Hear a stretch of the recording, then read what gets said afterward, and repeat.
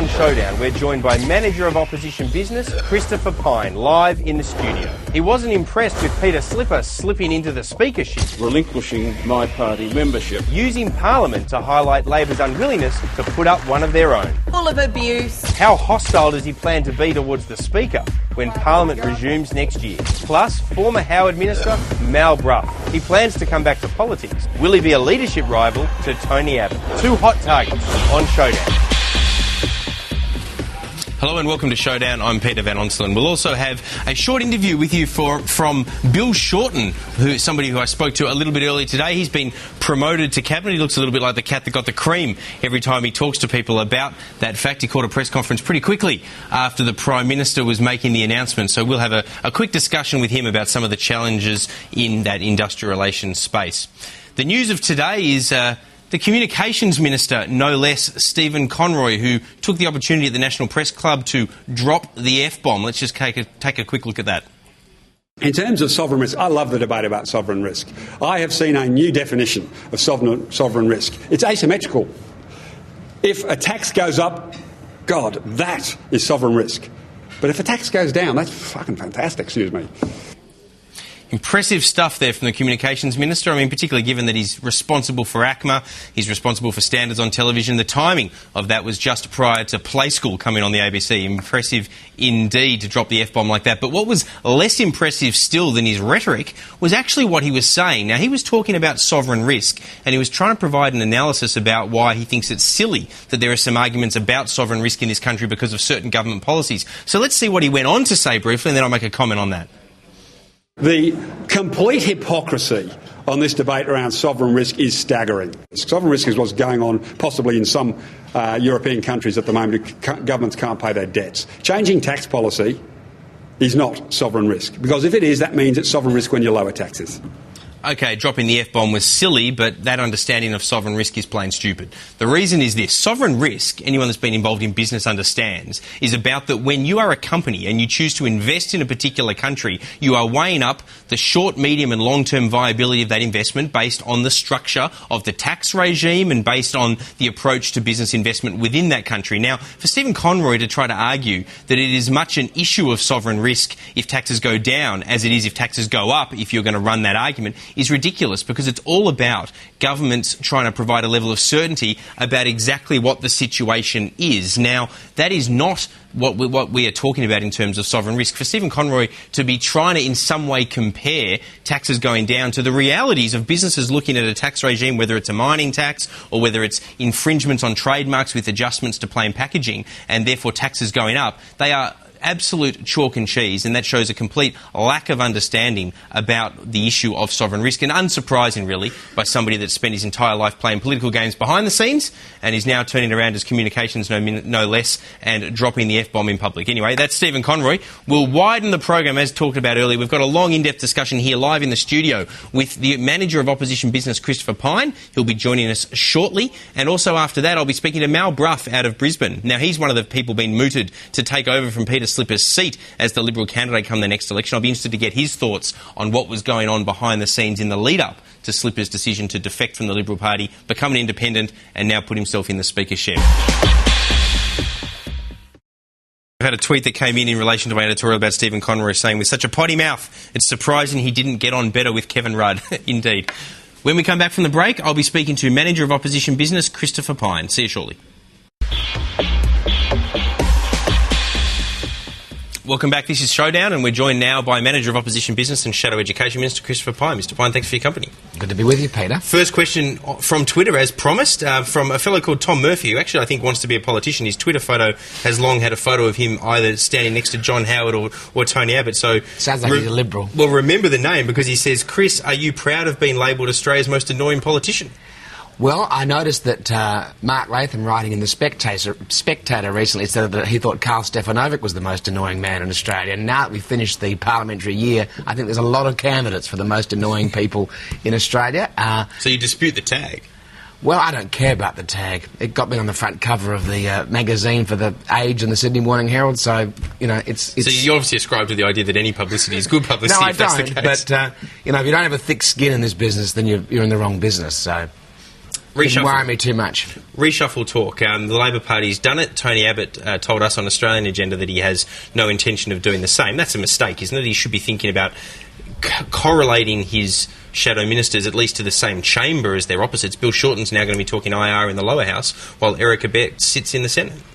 Well, Bill Shorten won't have a lot to talk about with respect to IR, because our policy on IR is the same policy we took to the last election, and I'm sure he will bang on as much as he can about scare campaigns and trying to create confusion and fear amongst the public, but I think that's a very old score, and I think you'll need to find a new one, so it doesn't really matter that Eric Abetz is opposite numbers in the Senate. But what Tony has said, and he's right, is that the team that he has on the front bench is the best team he can have, and he's going to take that right through to the next election. But do you really believe that? I mean, retirements, or if I get hit by a car, you never know what's going to happen. But do you really believe that? I mean, what about someone like Arthur Sinodinos? I mean, you would know him well from the Howard years. He's a very good man. Spent the best part of a decade as John Howard's Chief of Staff. He's known as a serious policy wonk. Now, he's got a made-up job that he was given recently. It's sort of like the George Costanza sort of, what was he, the assistant to the Travelling Secretary off Seinfeld, Tony Arthur looks a bit like George Costanza too. Not that he'd be glad that I said that, but he looks a little bit like him. Hopefully he's watching. But it's a serious question, though. It is a made-up job that wasn't there previously. Now, even if there's value to it, he's not on the front bench per se, and he's somebody that clearly should be. But Arthur's come into Parliament, into the Senate, a year into this term. He knows fully well that the front bench is set.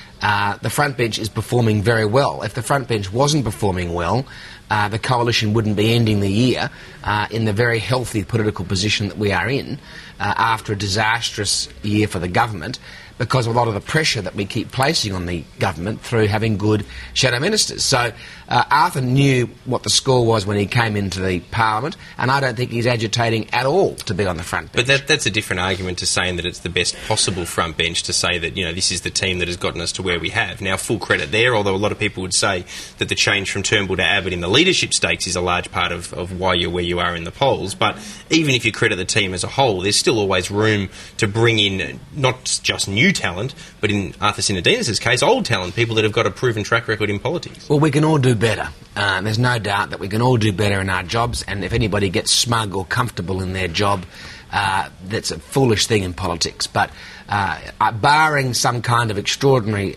retirement or incapacity, I can't see any frontbencher or parliamentary secretary on the opposition side who would need to be moved, and I think that's Tony Abbott's view as well.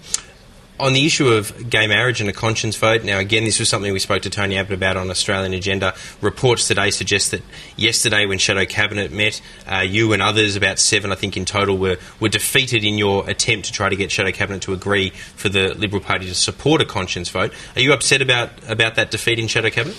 Well, as you would know, we don't talk about what goes on in Shadow Cabinet. We're not like the Labor Party, who keep leaking from the Cabinet, whether it's But it's already leaked. I read this in the paper, else. So obviously somebody's talking about it. What was in the paper was in the paper, but the discussions that we have in Shadow Cabinet should remain in the Shadow Cabinet. The truth is, on this same-sex marriage issue, we haven't yet got the bills in front of us or the amendments in front of us. The debate will begin in February. It won't be finished in February. Any bills that are introduced will go through the normal processes of the Parliament.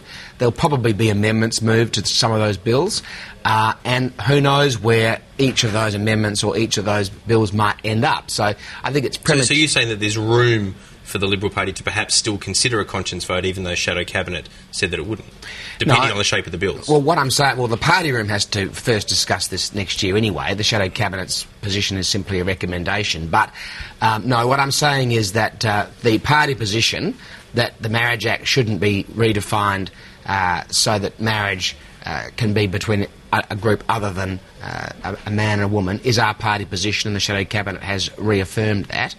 And there won't be a conscience vote if the party room agrees to the Shadow Cabinet's recommendation. There won't be a conscience vote on that particular issue. But there's a great deal of range about what you can have in terms of recognising same-sex relationships. They don't have to be marriages in a church. There can be all sorts of different ways of recognising same-sex relationships, and I think same-sex relationships should be recognised. We already recognise them in the Social Security Act and the Tax Act. You're talking about a civil union style setup, maybe? Well, maybe it'll be some kind of civil unions setup that will end up being where the Parliament finally rests. But we don't know that yet. We don't have a party position outside that marriage should be between a man and a woman, and there's a whole range of possibilities what might come up over the course of this debate. But, I mean, Peter, obviously this is not a first-order issue for most Australians. For some people, it's a very, very important issue on both sides of the debate. But for most Australians, it is not the issue that they are talking about as they go into Christmas and trying to find the ready cash to pay their credit cards and their bills and feed their children and come up to Christmas, which is a very expensive time of the year. You've obviously got some fans on Twitter. Christopher Pyne's not on Twitter. He was telling me that he's not into it yet, but looking by some of the people that are tweeting in Mr. Pyne, you've got a person by the name of Scruff Bucket saying, I love Christopher Pyne. Nothing gets past him and he can stand his grounds with the best of them. I assume they mean me. On top of that, we've got another person, Phil or Flim or something, saying, I love Christopher Pyne. Oh, no, so that's retweeting. He also said, for me, Christopher Pyne is a very honest, responsible and frank politician and happened to be very entertaining in the process. I hope you haven't got your staff on Twitter at the same time as yourself. I don't think so. Continuing on, great. I've got no staff called Scruff Bucket, I'm sure. Right. It's just a call sign, I think. But I'm very old-fashioned. Staying on the issue of gay marriage, though, I mean, surely this is the sort of subject that should be open to being a conscience vote, though. Well, the thing is, we took to the last election and the 2004 election and 2007 election a position that the Marriage Act shouldn't be altered. But you're saying that, but you were one of the people in Shadow Cabinet arguing that you would prefer a conscience vote. Julia Gillard went to the last election saying that the Marriage Act shouldn't be altered. She also went to the last election saying that there shouldn't be a carbon tax, and she went to the last election saying that she wouldn't send asylum seekers to a country that hadn't signed the Refugee Convention. So, on her side of the ledger, she's broken a promise about Refugee Convention countries receiving our asylum seekers. She's broken a promise about the carbon tax. She's broken a promise about the Marriage Act. And, you know, the Shadow Cabinet and Tony Abbott believe that at least one political party has to be adults in the room. If they make a commitment, they've got to stick to that commitment. Now, what we do at the next election... But you were arguing the opposite of that in Shadow Cabinet, according to a report. What we do at the next election is a matter that's open to debate in the future. And that would be quite properly, we could take whatever position we want to the next election for the next parliament. And believe me, these parliaments come around very quickly. I've had 7 elections and I'm only 44. And what I say in Shadow Cabinet stays in Shadow Cabinet. Okay, but on the issue of a conscience vote, though, isn't this the sort of issue that should allow Liberals to be allowed to cross the floor freely? Well, non-front benchers can cross the floor freely in the Liberal Party and not face any sanction. Other than the sanction that they may never get on the front bench. Well, if you're on the front bench, that possibility is not open to you. That's true. But the difference between Labor and Liberal is that we don't need the faceless men at the ALP conference telling us how to exercise our consciences. In the Liberal Party, other than the front bench, when the party arrives in a position, if you want to cross the floor, you can, and there isn't a sanction, and we don't need the faceless men at the ALP conference to tell us how to exercise our consciences. Let's move into your portfolio area of education. Now, you're up against no less than 5 ministers broadly across the various executive roles that are rolling out the education revolution in their particular areas. They must think they need a lot to take me on. Yeah, well, it used to just be Julia Gillard. But it was much easier when it was just me and Julia. But I want to go particularly to the issue of university education and university funding. Now, it is true, isn't it, that the Labor Party have massively upped funding for universities compared to the Howard government? Well, they just cut funding in MyEFO by almost $1 billion to higher education. Sure, but that's the equivalent of the ridiculous, it has to be said, attacks by the Labor Party against Tony Abbott for cutting health spending. He cut increases to health spending as opposed to raw cuts. It's the same deal with Labor on universities. No, they've abolished the HECS discount for maths and science graduates, for example, which is quite a substantial cut. It's about $370 million. Look, what Labor gives with one hand and takes away with the other. So what they've done in universities, they've increased funding as we were increasing funding. They've come up with a number of programs, and now they've taken a number of programs away. It's a great pea and thimble trick with the Labor Party. And you've always got to watch them with all of these things. Take the trade training centres, which was another issue that they raised in 2007.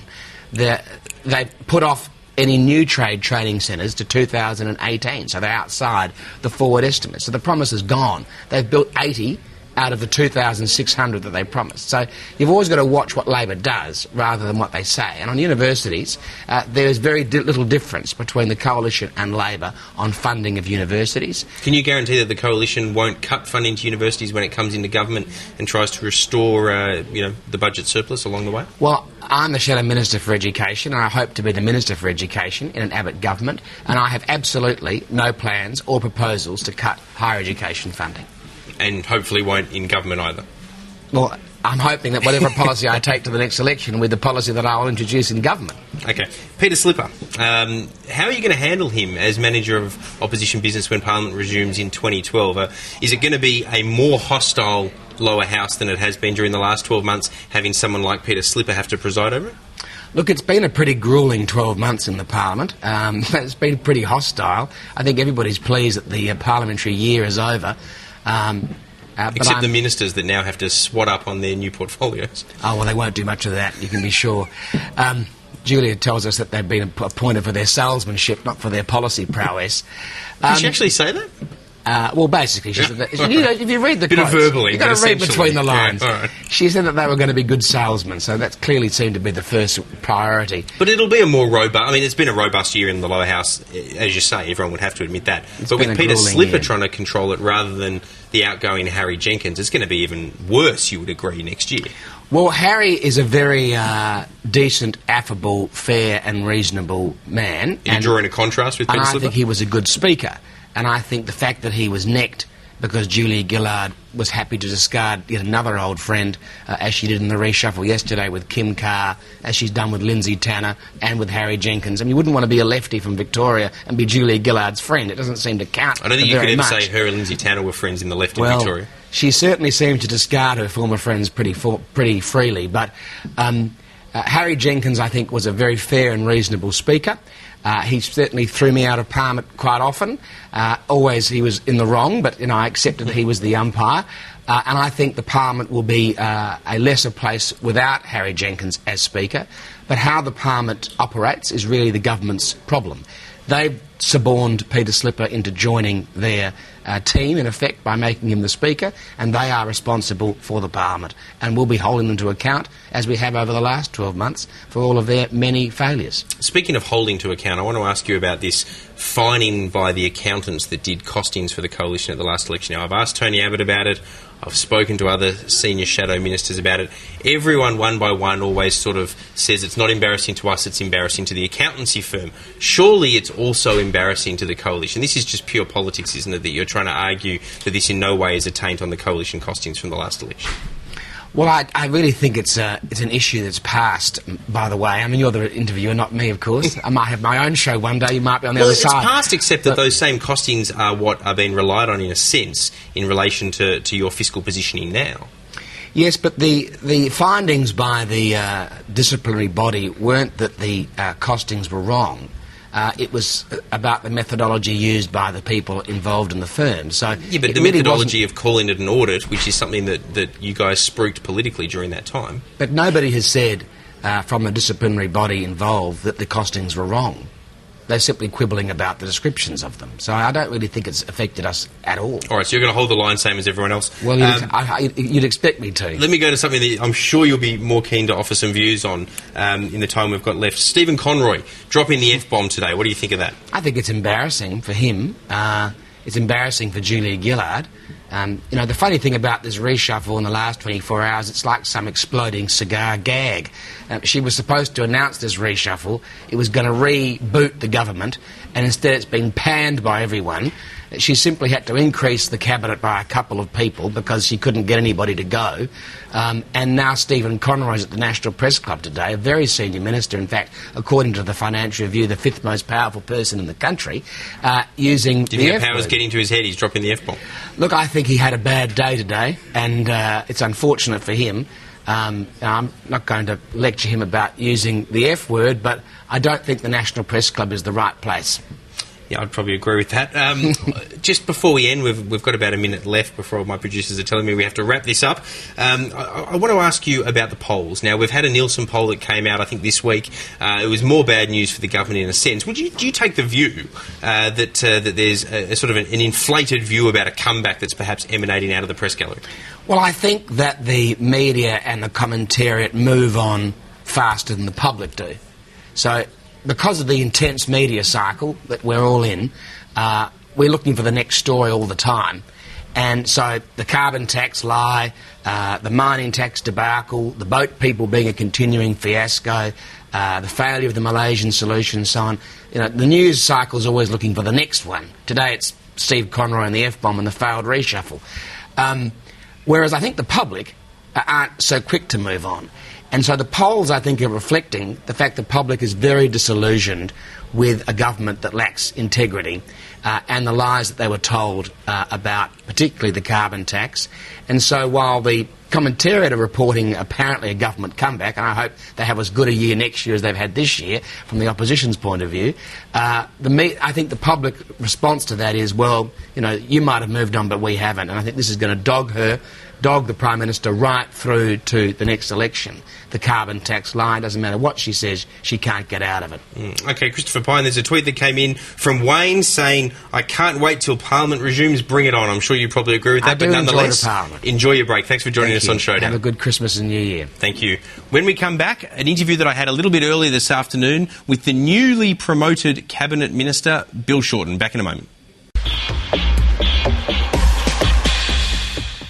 Welcome back. You're watching Showdown. A little later in the program, I'll be speaking to Mal Brough, the man who was a member of the Howard cabinet before losing his seat at the 2007 election. He's also now been touted as a possible Liberal candidate in Peter Slipper's seat of Fisher up there in Queensland for a return to politics. That'll be interesting to watch if that happens. But first, in this segment, I spoke a little bit earlier to newly promoted Cabinet Minister, new Workplace Relations Minister, Bill Shorten. Let's take a look.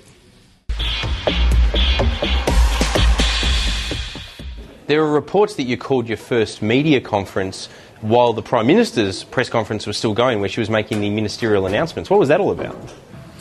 No, that's not true. The Prime Minister wanted to have each of the new Cabinet Ministers follow her straight away to do press conferences. As a courtesy to the press gallery, and it's always good to keep them on side to the extent that you can, we let them know that the first of the three ministerial press conferences would be following straight after the Prime Minister's announcements, purely trying to make the life of journalists easier, yet they still managed to, some of them still managed to complain. All right, fair enough. Is there a strategy behind moving the industrial relations portfolio into the lower house to make a bigger issue of it in 2012 ahead of the next election? Both the Senate and the House of Representatives are very important. We've got very senior ministers conducting the government's business in the Senate. I wouldn't read anything into industrial relations being in the House of Reps as opposed to the Senate. But what I certainly would read into the reshuffle and the Prime Minister's intentions is there are two very clear choices about the future of Australian workplaces. There's the low road of the opposition who want to either, and they say they don't, but half of them say they want to go back to work choices and unfair statutory individual contracts which cut wages and conditions. The other half pretend they don't but really do. So rest assured we have a positive view of the future. There's nearly 12 million Australians go to work every day. We want to make sure that not only do they have jobs, but they have harmonious jobs where there's cooperation between employee and employer, where companies are making profits, where contractors can work and make a living, where the voice of the employees is heard. And so we have a positive view of the future. We do not think that Australia's future is in the low road of cutting wages and conditions, but rather having highly trained, highly mobile, secure, safe employees and business cooperating to create wealth in Australia for Australians. Does the Fair Work Act need a little tinkering in your view? It is early days. I've done about 10 interviews on workplace relations. I haven't actually been sworn in yet. The government committed to do 2 years after the introduction of the Act, the legislation, to do a review. That process is underway and we'll be hearing more about that in the very near future. But if you're going to ask people to review something and you're going to invite people to make submissions, I think it would be arrogant of me to start saying what the outcome should be before all the participants have had a chance to give their opinion. It is all, you've got two ears and one mouth. I think you should listen to talking in that proportion. You should do much more listening than you should do talking. Now's not the time for me to talk, but to listen. Now, you're a former union official. Is there any reason that big business should be worried that you're going to put the interests of your union mates ahead of their interests? Not at all. I don't live in some sort of 1970s paradigm where it was the top hat at the big end of town versus the cloth cap working down the mines or in the factories or in construction sites. I am a proud member of the Australian Workers' Union, but let's never forget there's been plenty of people in public life who've been union members and have actually been union leaders. And you've got Bob Hawke. People know he was always putting Australia's interest first. You've got Lech Walesa, the president of Poland, who led Poland out of the slavery of Russian Soviet communism. And of course you've got the leader of the Screen Actors Guild in the United States, Ronald Reagan. I don't think they ever said that Ronald Reagan was too influenced by having been a union official, whilst he's not my necessarily role model. Let's be clear, unions have a role in a modern democratic society, but my job is not to pick sides, but to make sure that the system operates fairly in the interests of all. Business, big and small, the consumers, people who go to work. That's my objective, and you'll see common sense, pragmatic, practical views. Most people want to go to work and be happy, make a living and come home safely. They don't just live to work, they want to make sure they've got a life outside of work. Most Australians know that they're going to live longer than their grandparents did, so that they want to have enough money to retire on. Most Australians, I know that they're going to have more than one job in life. I mean, Peter, you're the classic example. Your career's remarkable. You've had a few different callings, and who knows where you'll end up. And I think you are representative of what happens in Australia. And I want to make sure that all of us are as mobile and resilient so that we can all enjoy a range of satisfying, interesting jobs, which means that we can pay the bills, look after the kids, have a bit to spare on the holiday and a bit of recreation, pay the mortgages, and also retire with some degree of comfort. That is my future world of industrial relations. We'll obviously see more of you in question time now that you've had this promotion. Do you think that you need to sharpen up your question time skills? Well, there's no doubting that you're a statistician and watch the parliamentary question times very keenly. You'd probably be aware that I've had a total of 11 or 12 questions in my whole 4 years in Parliament. I certainly do hope the Liberals and the opposition raise questions about industrial relations. Do you know, they never asked me a question, or if they did, it was only one question on superannuation and financial services. I think the only time they ever even asked me questions was when Wayne Swan was absent from the Parliament. You know, I hope that the Liberal Party's willing to be brave enough to contest in the field of ideas. My concern is not question time and the government's performance or mine. My concern is that the opposition keep being a faceless party with faceless policies on industrial relations and the future of Australian workplaces and keeping fairness in the workplace. Just finally, Mr Shorten, it's been a rapid rise through the ranks. In just 4 years you've gone from being a backbencher to a cabinet minister. How much longer are we going to have to wait before we see you occupying the Prime Minister's chair? Oh, Peter, I don't think there is any doubt in the minds of people that I am one of Julia Gillard's, our Prime Minister's, staunchest supporters.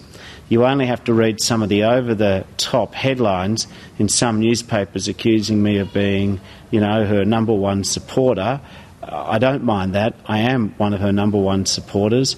My job is to make sure that we keep having good, fair workplaces where there are jobs created by hard-working employers, where those jobs make sure that people have a say at work and don't get ripped off. We don't want to be the generation of Australians who hands down to our kids and our grandkids lesser conditions than what we inherited. But by the same token, simply saying no to change, that we can't adjust, that we can't update a modern economy, that would be equally foolish. All right, we'll leave it there. Thanks very much for joining us on Showdown. Thank you. That was Bill Shorten, recently promoted yesterday in the reshuffle. He'll be sworn in tomorrow. We're going to take a commercial break. When we come back, we'll be joined out of Brisbane by Mal Brough, who looks like making a comeback of his own. I suspect if Tony Abbott wins the next election, Mal Brough will be straight, not only onto the front bench, but back into cabinet as well. Back in a moment. Welcome back. You're watching Showdown. Gee, I tell you what, I was reading through Twitter during the course of the ad break, and Bill Shorten, if you're not on Twitter, stay off it. Some of the commentary on #Showdown was pretty critical of you in that interview. One or two tweets also had a bit of a crack at me for not asking tougher questions. Let's just say that the wonders of television can make that look like a slightly more interactive interview than it was. I'll leave it at that. We're joined now out of Brisbane by a genuinely interactive interview live on Showdown with Mal Brough, former Howard Government Minister, and he's looking at making a return in the seat of Fisher at the next election. Mr Brough, thanks for your company. Good to be with you, Peter. Can I ask you, I know you're on the record already that you are going to throw your hat into the ring for the seat of Fisher. How confident are you that you'll, A, get there in the first vote and then, B, be elected by the people? Well, mate, the Sunshine Coast is an interesting place. Fisher, the electorate of Fisher, has nearly 900 members of the LNP. I'll say that again, nearly 900 members. We don't suffer for the problems that the ALP's got of ageing and failing membership with people leaving. They're coming to the party in droves. So I need to win their respect, each and every one of them, because they get a vote under a plebiscite that we hold. And if I do that, then I'll be in the position to contest the seat for the LNP at the next federal election. And if that occurs, I'd be very confident of winning. Can you tell me about some of the background to what happened with Peter Slipper now? There's been suggestions in the national media that the LNP was perhaps a little bit too bullish in some of its pushing aside of him, which forced him into a position where he knew, in a sense, his goose was cooked. So therefore he decided to jump now rather than, I guess in a sense, be strung out for up to 18 months before a pre-selection. What's the background to that? Well, look, there's no simple, quick answer to it, but I'll try and encapsulate this as quickly as I can. Number one, in September of last year, Peter Slipper defied Tony Abbott. He took the votes of the Labor Party. He voted with the Labor Party to get a pay rise and be the Deputy Speaker. In May of this year, 2011, after Harry Jenkins lost a vote on the chamber floor, which under the Westminster system he would then consider his position, and he said that to the Parliament, Albanese took Peter Slipper out the back and sort of said to him, would you become the Speaker? And he said he would. Now, the man didn't have the decency to tell the members of the Parliament, nor did he have the decency to tell the members of the LNP on the Sunshine Coast. I think you'll find that by any measure, the executive of the LNP and Bruce McGyver, the President, have been more than generous in giving Peter Slipper every opportunity. Now, he said in his letter to his constituents this week that he would not win a pre-selection. I made it clear when I rejoined the LNP that I intended to contest that pre-selection. If that's his idea of showing loyalty to a party that supported him for so long, then I think it says more about him than it does about process or about any other individual. Yep, fair enough. Now let's move on to you. You'll be bitterly disappointed, won't you, if on a return to Parliament at the next election you don't go straight into Cabinet? Look, this has been a 3 or 4 phase process for me, Peter, and the phase that I'm in right now is winning the support and the trust of the members of the LNP. As I said, nearly 900 of them in Fisher. I want to do that. I then want to run a strong campaign because, can I tell you, the Sunshine Coast is hurting more than most parts of Australia. We have businesses on their knees. They are needing leadership. They're wanting to see the coast, state, local and federal MPs work together. And if I come back into the federal parliament and I remain on the backbench, I will be very satisfied if I can do a good job there for the constituents of the Sunshine Coast. If I'm fortunate enough to take on any other role, then I will do that to the best of my ability. That is a straight and that is the total honest answer. Really? I mean, from my perspective, I look at strange, it, isn't it? It'd be an absolute waste for you to be sitting on the backbench. I mean, that must just be the necessary political caution that you need to show ahead of a pre-selection. No, it's not, mate. I can tell you it's not. I gave this a lot of thought about why I'm doing this and what I want to achieve. I always took the role, and let me just give you a quick example. I see Mr Abib's now become an old role that I had, which was Assistant Treasurer. That was a role under Peter Costello. So you had all the lights and mirrors and all that, gusto and talent that Peter Costello was. My job was below the scenes. The amount of things you can achieve for your nation in that role were extraordinary. Your job is to do the best in whatever role you are given. I will be elected if I gain the confidence of the LNP membership as the member for Fisher. I will be expected to do the best I can in that role. And by the way, I'm Mr. Abib.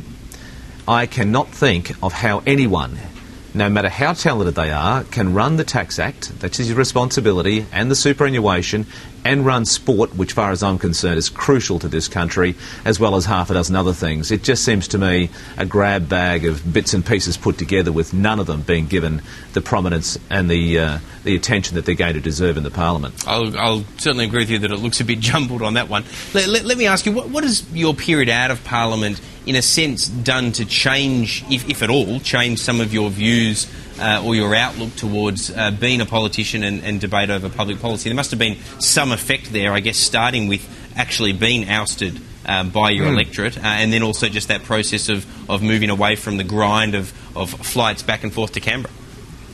Yeah, you raised some good points, Peter. First of all, I knew what was coming. We'd done the polling. People said that I deserved to be re-elected, but strangely enough, they weren't voting for us. They were getting rid of work choices and they were getting rid of John Howard.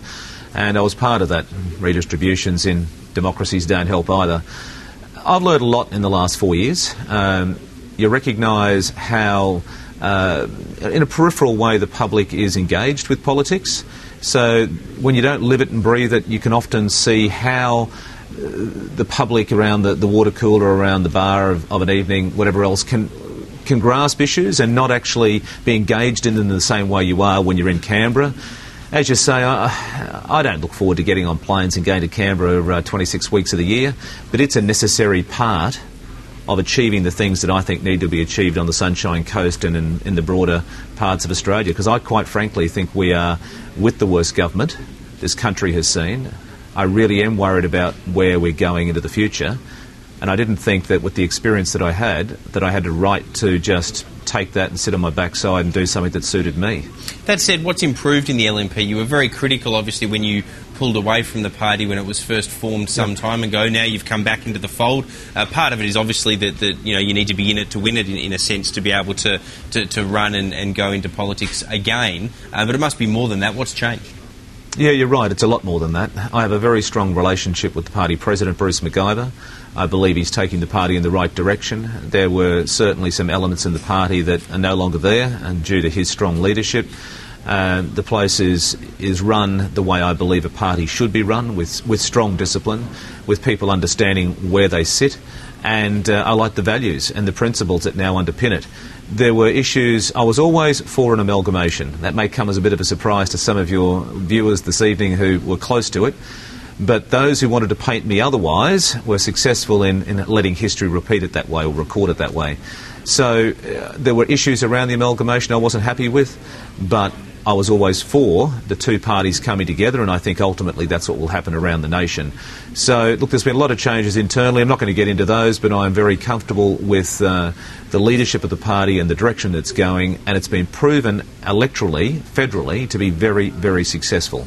What about the coalition federally? There's a lot of tension between some rural Liberals, if you like, and National Party personnel. And I obviously ask because you're in that unique prism now of being part of an amalgamated party up in Queensland. Now, there's suggestions that Barnaby Joyce and Tony Abbott are too close together. There's suggestions that inner-city Liberals have a different view to Nationals and probably country Liberals as well in relation to things like coal seam gas. What can you add to some of those differences?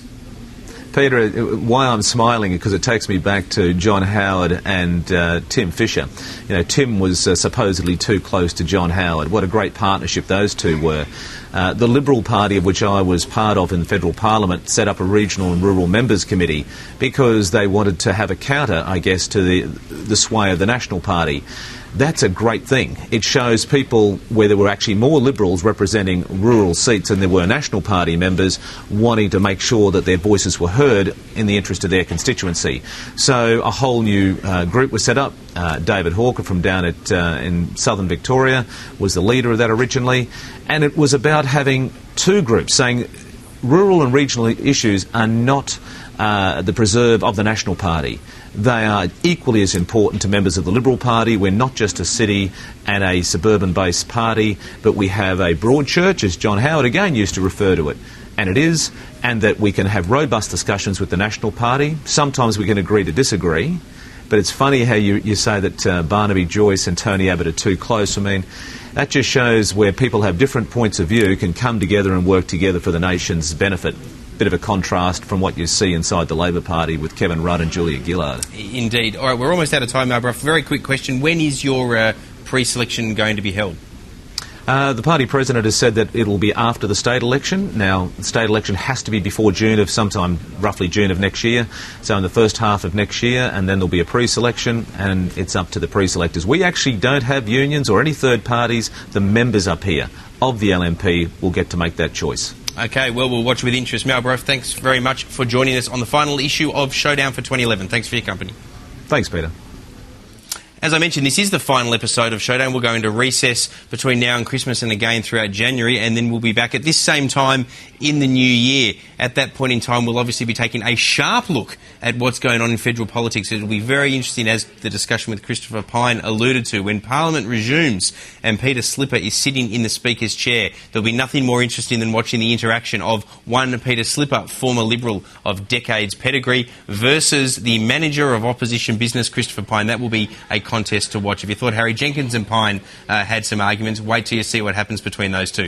Thank you for watching Showdown. I'm Peter van Onselen. See you again at the same time next year.